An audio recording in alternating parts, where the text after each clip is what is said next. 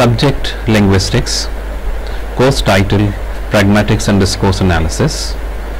Module 16, Conversation Analysis 2. In the previous unit on conversation analysis, we learnt how conversation analysis developed from ethnomethodology, an approach in sociology, and because of the flexibility of its tools, conversation analysis has been increasingly used by researchers in linguistics. We also came to know about some of the basic concepts in conversation analysis, such as turn constructional units, overlaps, kinds of silence, and adjacency pairs. These units are fundamental for analysis of any kind of conversation, spoken or written. We will now talk about another important concept in conversation analysis, known as preference organization. 2 points are important for understanding the concepts of preference. Firstly, conversation analysis is not merely interested in prescriptions, that is how participants are supposed to behave, but in descriptions, how they actually do. Secondly, CA does not treat talk and behavior as inherent to any conversation, thus making it explicitly clear that conversation is dependent on context and vice versa, and that both can change. In this sense, preference can be understood as the appropriate response given by participants in a conversation. This does not mean what the participants would like to say or do psychologically, but what they actually say or do in a conversation, depending on multiple factors such as the hearer's behavior, what the context demands, etc. Preference is thus context appropriate speech, keeping in view the public image of both the parties.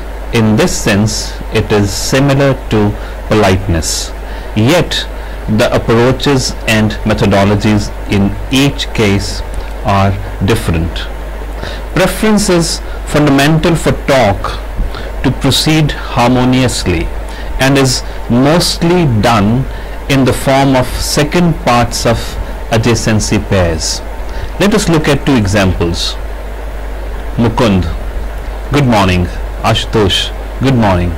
Here, the preferred response to a greeting is a greeting, while in the second example, we'll see an answer by acknowledging and informing the other is not only expected, but is even desirable. Gurpreet: dinner is ready. We'll have it together. Salma: yes, sure. I'll be there in 5 minutes. Thus, preference means providing context-specific replies. According to Blimes, not only is one expected to respond according to context, but the absence of information also allows for inferences.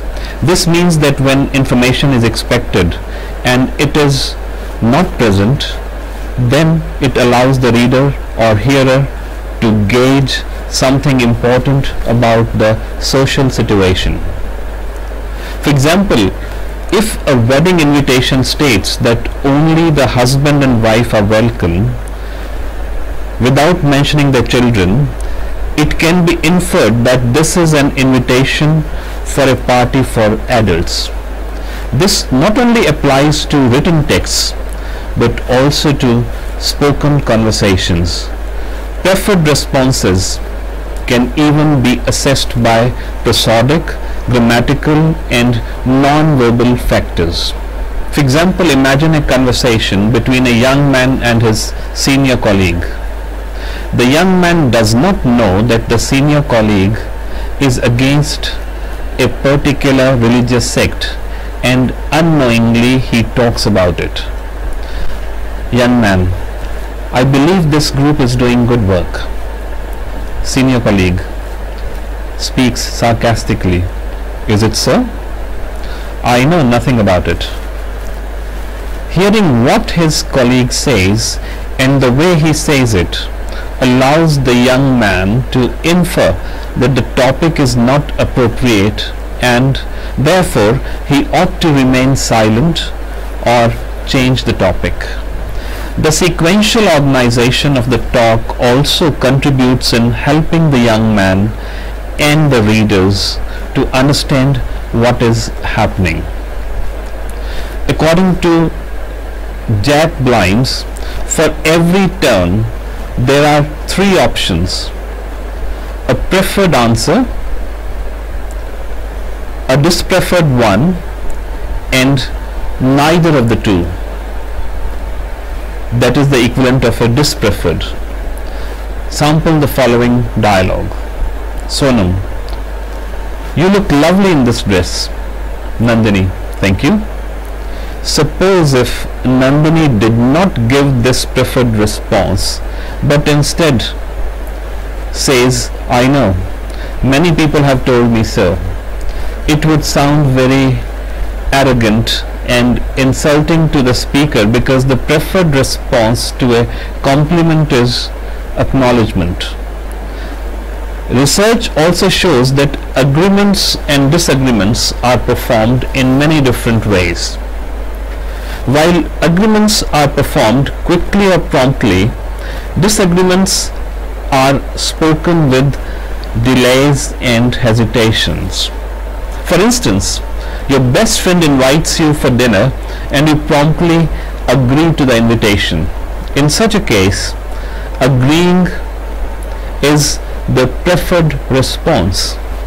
However, if your boss invites you for dinner, agreeing with promptness to the invitation might not be the appropriate response in such a context, since there is a disparity in the rank and social distance of the speaker. Thus, agreements are dependent on context, social intimacy or distance, rank and status of the interlocutors involved. In contrast, if you examine the nature of disagreements, you will find that there are many ways in which they can be performed. Blimes states that disagreements are of two types: accounts/explanations and delays via pauses and vocal hesitations. For example, Meena: will you have a cup of tea? Arun: oh, I was thinking of finishing the laundry before. The children come back from the park, maybe some other time, thank you. In the other example, the preferred answer would be accepting the offer and the dispreferred would be a refusal. Here the refusal is couched in the form of an explanation that is preceded by hesitation. In this example, from a professional context, imagine that one of the individuals does not agree with what the other is saying. Samarth: the promotional event needs to be done this month. Venkatraman: yes, but we need to work out the logistics of the entire process, which will take at least 3 weeks. Here, the disagreement is prefixed by discourse markers of agreements, yes, but, before the actual disagreement is clearly stated. Often, pre-sequences are spoken to gauge whether a response would be preferred or dispreferred, demonstrating that the concept of preference is dependent on context. For example, before making a plan to watch a film, one might casually ask the other person what he or she is doing, whether they are free or not. One needs to know that contextual cues are extremely important in deciding to give a preferred or dispreferred response. In an earlier example, on invitation for a cup of tea, the preferred response is acceptance. But depending on the context, if the offer was not sincere and was only for appearance's sake, then the preferred answer would be a refusal. Next, we'll try to understand the concept of repair mechanisms. Equilibriums and collaboration are the general objectives of a conversation that can be marred by the errors and violations in turn-taking, resulting in arguments and misunderstandings. However, there are repair mechanisms to improve the situation. Repairs show a breakdown of intersubjectivity, that is, the process by which two participants in a conversation make sense of what the other is saying in order to contribute meaningfully to the conversation. Research on repair mechanisms focuses on the mechanism of repair itself apart from its types. In addition, how repair happens in different languages such as Japanese, Thai, Mandarin, and how speakers align themselves to the other to avoid repair has also been studied.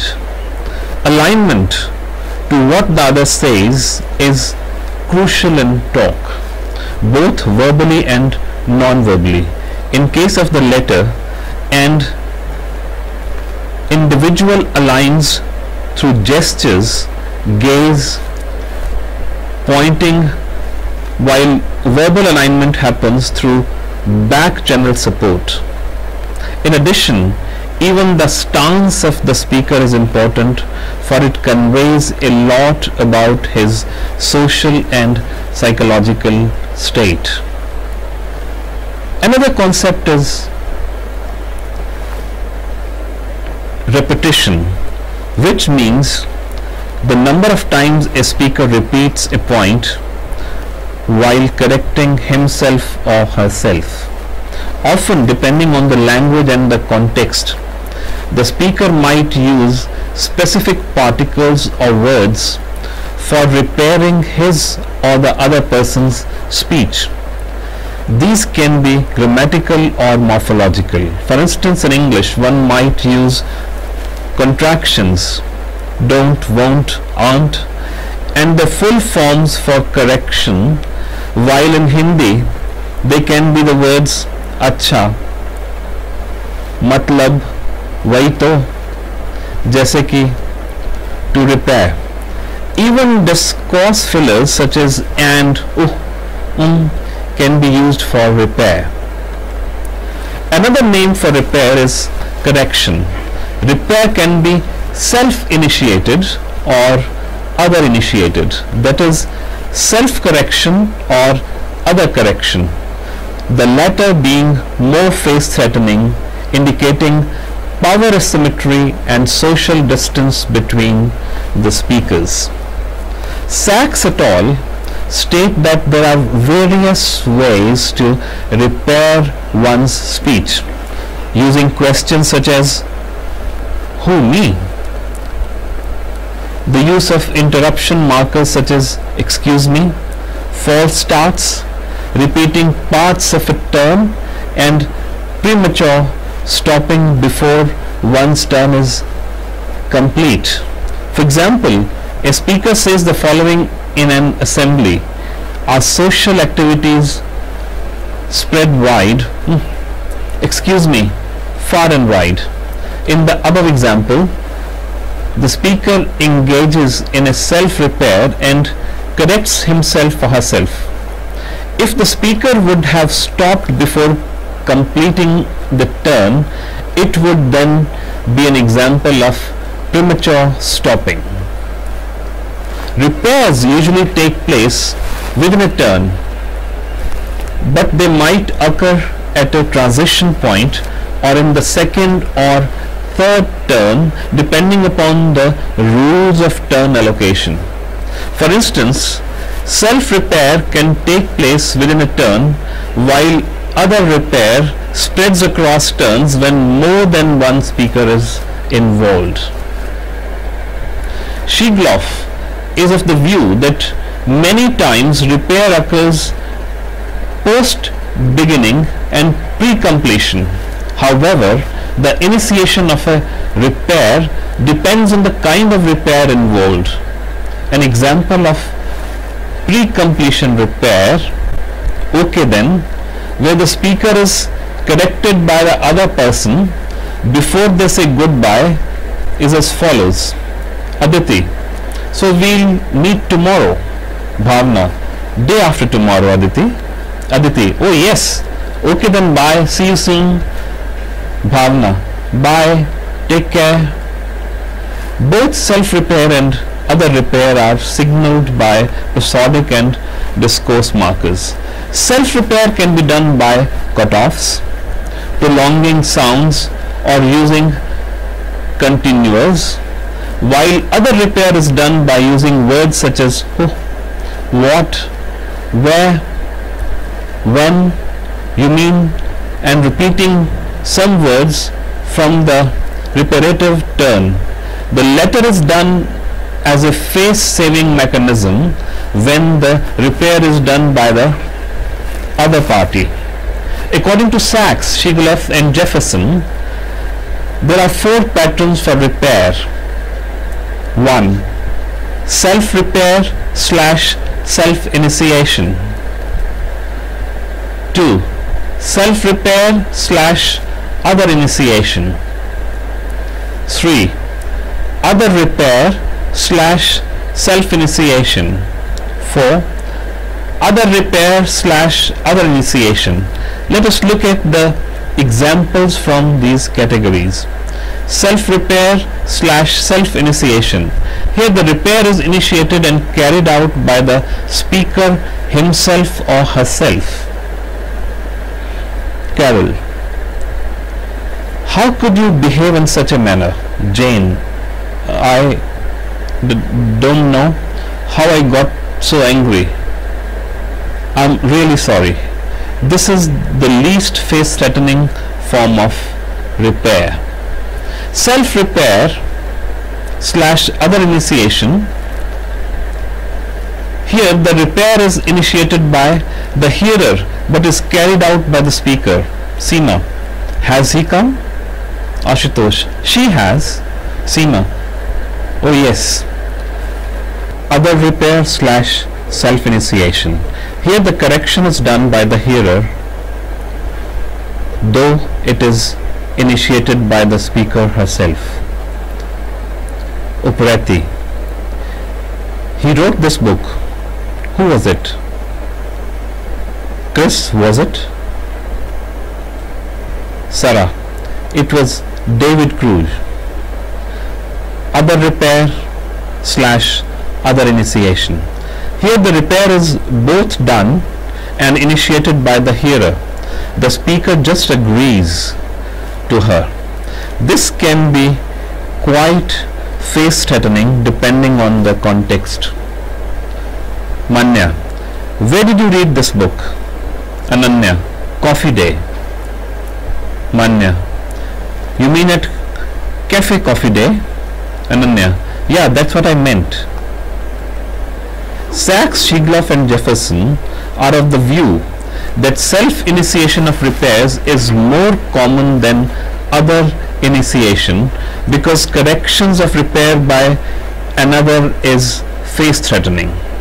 For example, if other repair is done in professional context, then it is much more face-threatening as compared to being done between friends.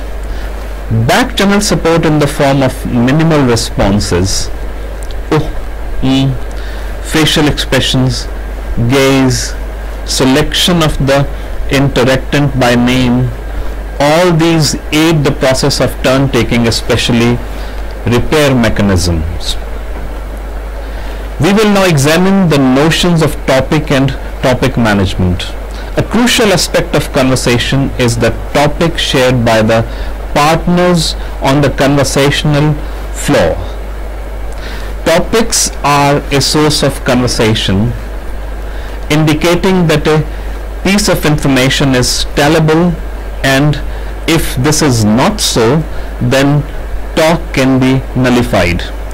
Topics can be subdivided into subtopics in a conversation. For instance, a conversation about cooking can include types of cooking and personal experiences about cooking as subtopics. Topics can be conveyed in first or third person narration. Topics can be mundane about everyday life, or they can be socially and politically relevant. Topic management is a significant clue about the relationship of the participants. The power, age, rank and status of the participants all play a crucial role in portraying these relationship dynamics. Who talks more? Who directs the conversation? Who brings the topic? Whether one party is being allowed to speak? What is the extent of interruptions, and who is doing the interruption? All these are significant cues for analysis. Normally, a topic creates collaborative support amongst the speakers, but sometimes it can cause clashes, with each person continuing his speech, ignoring that of the other participant. In such a case, examining the power play between participant and the role of gender might provide interesting insights about the conversation. Gender research shows that women engage in more collaborative tasks while men are more competitive while speaking. Also, men interrupt women more in mixed sex conversations. For example, if someone is interrupting another person very often, then this might show that they are dominant. Even the gender of the person can be an important cue about interpersonal relations in talk. Similarly, if an individual is talking a lot, not allowing the other to get the flow, they can either be powerful or weak depending on the content of talk. Many characters from films and literature can fall in this category. One also needs to see the age of the participants involved in talk and also the social status. Say for instance, if a child talks more to the mother in a conversation, it is expected because children are full of curiosity. Here, power dynamics is not an issue because the power clearly resides with the mother, and she speaks less, allowing the child to voice his views and listen to him. Another example can be from a conversation where one character speaks a lot and seems to dominate the conversation, directing the topic. But on closer analysis, one realizes that this is because of the weakness and desperation of the character to speak, or because of a psychological issue. Willy Loman, the protagonist in Arthur Miller's Death of a Salesman, is one such character. We will now discuss the criticism leveled against conversation analysis. Firstly, CA has been criticized for limited attention to contextual information. Secondly, there is danger of researchers' bias, as the analysis is invariably subjective and thus open to interpretation. Thirdly, CDA theorists are of the view that CA should be concerned about social issues such as power asymmetry, ideological views, gender of participants, and social distance, making the analysis of talk more layered. The reason being that CA principles are flexible, and therefore easily applicable to any kind of talk, making them very useful. Thus, CDA theorists claim that CA should allow for discussion of ideologies, race, gender, etc., making CA more socially relevant. CDA that focuses on these issues has integrated CA in one of its frameworks, namely Fairclough's textually oriented discourse analysis. We will now move on to spoken discourse and its analysis. Spoken discourse is a powerful way of understanding the application of conversation analysis tools and is preferred by analysts. Speech is analyzed to see how people make sense of the world around them to negotiate their identities. Attention is given to voice quality, that is speed, volume, intensity, non-verbal cues, laughter, giggle, cough, silences and overlaps which remain relatively obscure in writing. Speech is recorded and analyzed according to the conventions given by Sachs, Shigloff and Jefferson. Spoken discourse is of relevance in psycholinguistics, sociolinguistics and discourse analysis, among other fields, to highlight how language creates action. Now please listen to the recording provided before we focus on the analysis.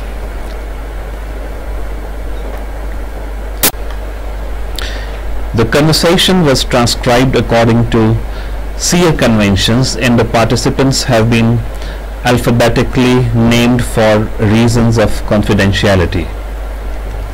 The extract is a spoken conversation between an elderly man P and two young children D and M. All the three interlocutors belong to the urban educated middle class with an English medium educational background.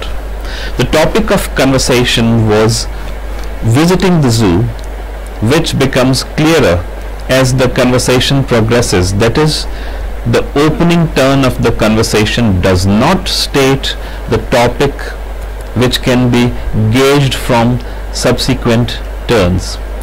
P begins with an elliptical question, why not, initiating an adjacency pair, and it is only after a gap that the pair is completed in the form of an answer by D. D's reply seems like a reason for not going to a particular place, the zoo, as the turn construction unit begins with because. It is in low pitch and it contains repetition, a feature of spoken discourse. P attempts to start another adjacency pair, but M self-selects, causing an overlap which is resolved when P remains quiet, relinquishing the flow rights in favor of M. The overlap is neither collaborative nor competitive, it is accidental. M echoes D's turn content.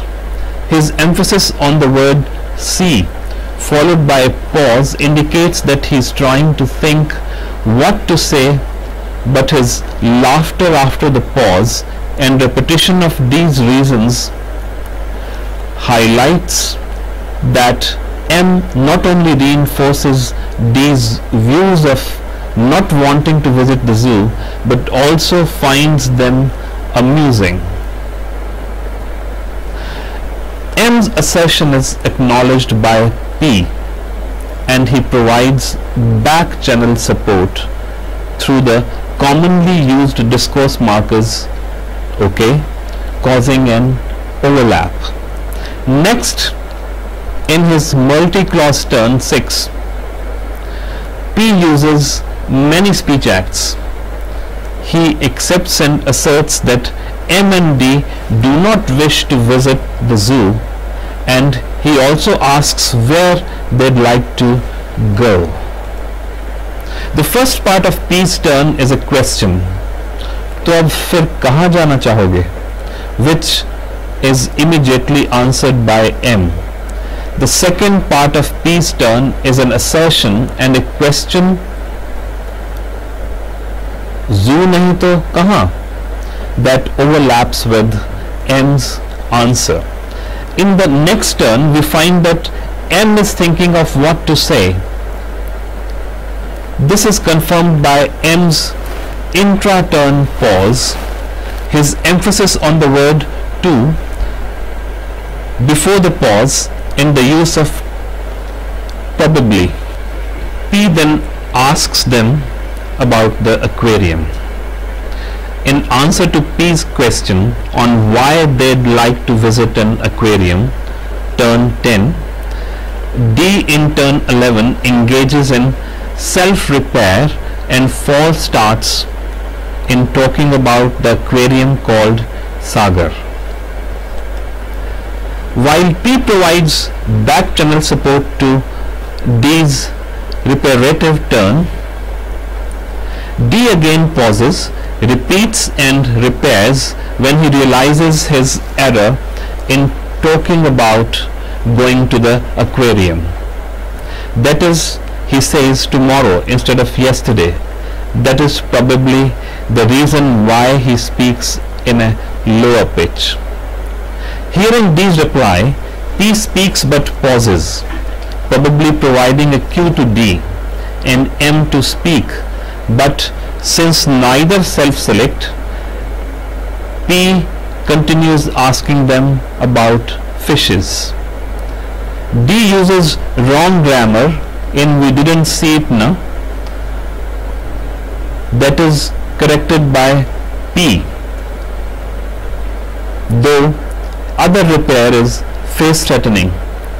It is not so here because of the age difference between the speakers.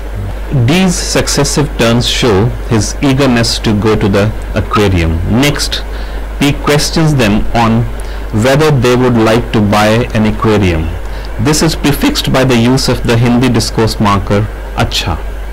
The emphasis on the word buy, the subject auxiliary inversion in the rising tone of the turn qualifies it as a question, but here it functions as an offer put in the question format. Both M and D simultaneously negate the idea of buying an aquarium, while M's refusal varies in pitch. D provides the reason for the refusal, saying that all the fishes will die immediately.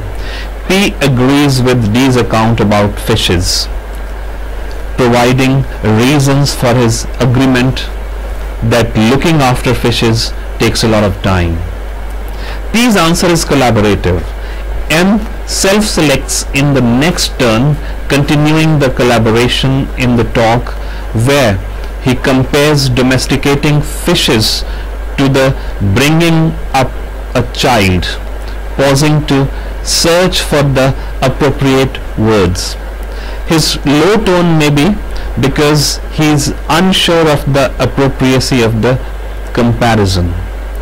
However, P's turn acknowledges M's remark, and words such as right, right, I agree are explicitly supportive, highlighting the use of back channel support. The turn length and size vary considerably among the participants. P has the longest turns, made up of the speech acts of questioning and asserting, whereas D and M mostly assert and explain. The sequential distribution consists mostly of question-answer and assertion-acknowledgement pairs. D has more turns than M, and his turns are also longer. The turn distribution is not the classical ABC type.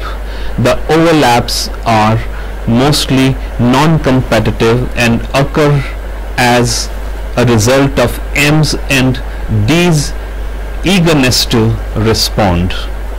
The turn complexity is in correspondence with the speakers who speak the most. Both P and D's turns are longer and include multiple clauses, yet it is P who manages the topic by initiating the questions. There is also a lot of back channel support, which shows that overall the conversation is collaborative, with D emerging as the dominant speaker. In the next unit, we will learn how to apply CA principles to a written text, a drama extract. The application of CA to such texts will help you to analyze longer texts for your assignments and research. Thank you.